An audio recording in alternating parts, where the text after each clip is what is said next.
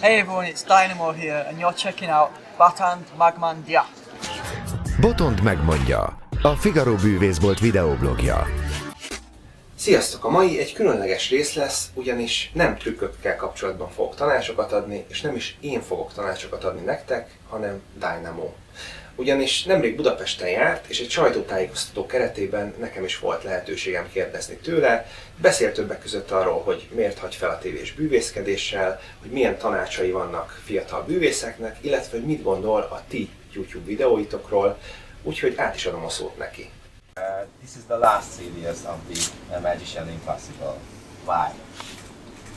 Over the last 4 series I feel that I've taken my magic and the artistic impression of magic to a level that I thought I would never achieve.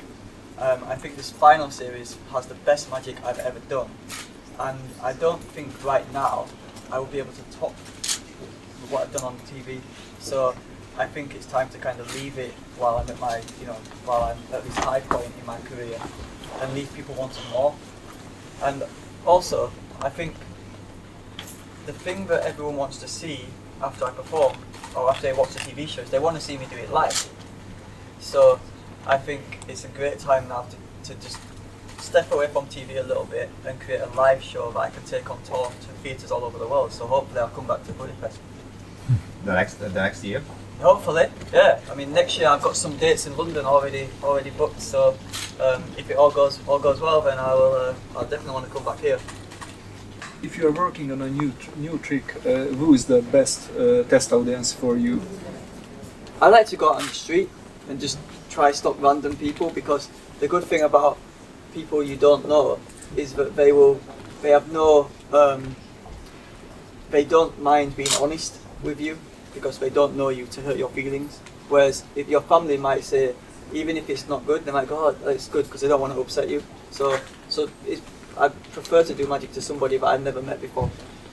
They're the best test audience, because they give you honest feedback.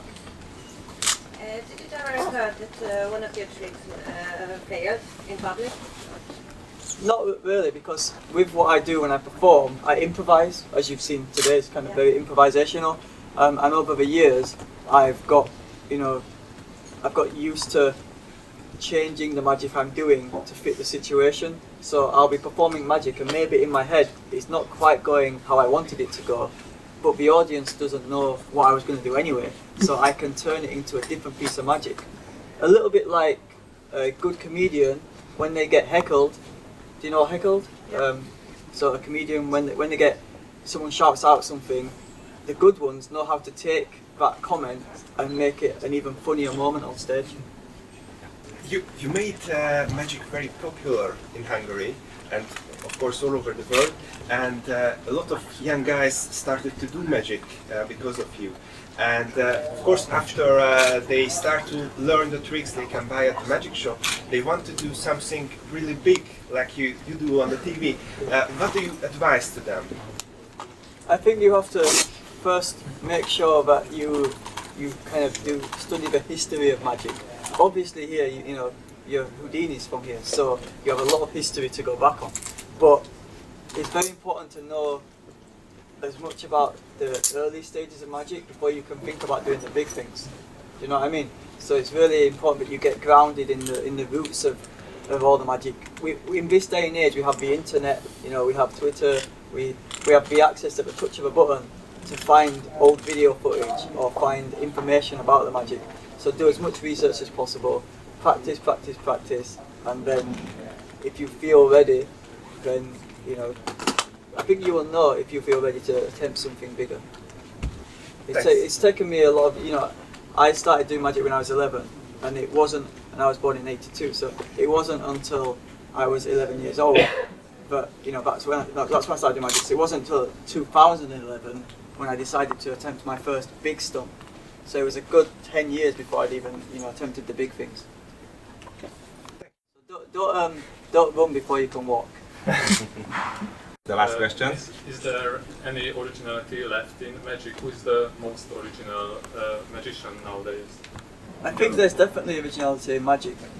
I think one of the main reasons I've decided to step back from television a little bit is because I found that after my shows, and magic becoming more popular, there was lots of similar types of shows kind of coming out. So I want to step away a little bit to reinvent, reevaluate the direction I want to take magic, so that next time you see me on TV, maybe in a couple of years from now, it'll be something fresh and original and new again.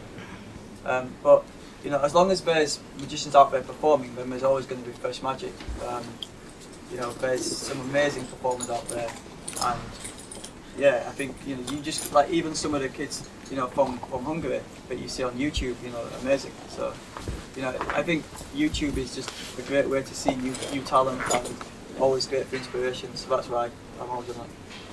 I'm from the YouTube generation, so but maybe in 10 years time or 20 years time, if when I've got my children, they'll be like, "What was YouTube, Dad?" So the world is changing so quickly. Okay, thank you very much. Thank you. Ladies and gentlemen. Természetesen Dynamo nem csak kérdésekre válaszolt, hanem rengeteg trükköt is mutatott. Kíváncsiak vagytok rá, hogy miket, erről majd egy későbbi adásban lesz szó, tehát ha nem akartok róla lemaradni, akkor mindenképp iratkozzatok fel a csatornánkra, és addig is ide kattintva megnézhetitek a korábbi részeket. Sziasztok!